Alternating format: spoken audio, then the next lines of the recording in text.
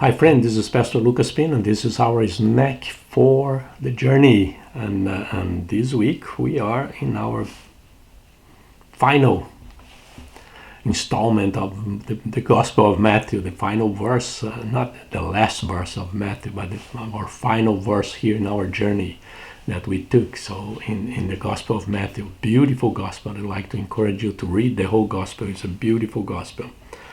And Matthew, his goal is to prove that Jesus is the Messiah, the promised one. He is the prophet that Moses talked about, and he is the king of Israel. And everything he does to prove that point.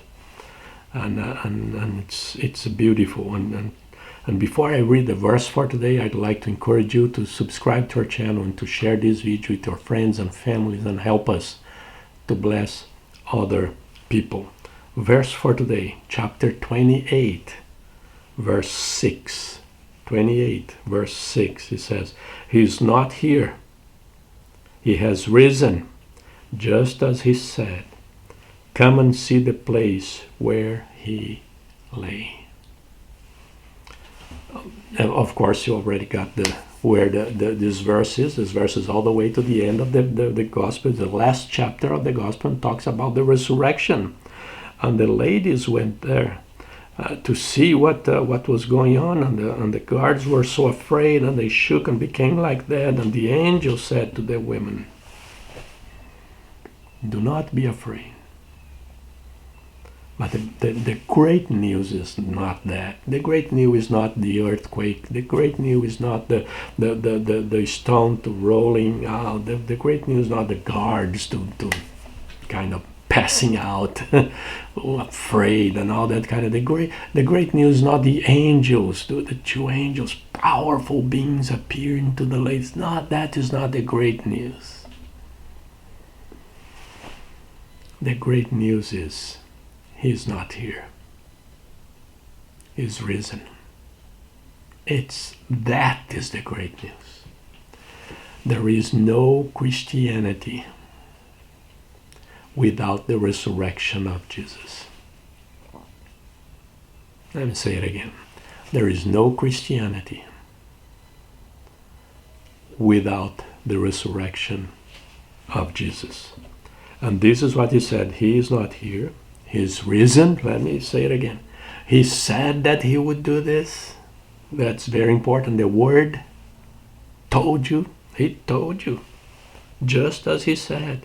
And then they say, "Come and see." You have to be assured that he is not here. The tomb is empty. He is out of here. And that is what will change everything. The paradigm of our lives and everything, the way that we think, everything changes with the empty tomb.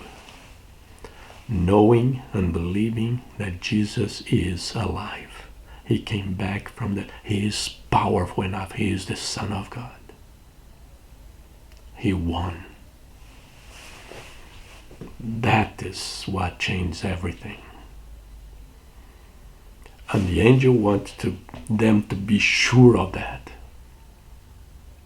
It's empty. He told you, come and see. He's risen. So they told them. For some of us, it would be enough. An angel saying he's risen. Oh, all right. Whatever you say, it's fine with me. But then they said, no, he told you that he would do this. Now come and see the empty tomb. And that is what will change our lives. The belief that Jesus is alive. And the door is open. It is because of his resurrection that we can be sure of our own resurrection. He's the first one. And we are going right after him. Yep. That is our faith, our faith. So it's a great verse that help us to understand, to believe, and to be assured not only of our own resurrection, but we're going to have our own resurrection because of this resurrection here. Because of Jesus. He is alive. He is risen. He is risen indeed. That's great news. And this is our snack for today. God bless you.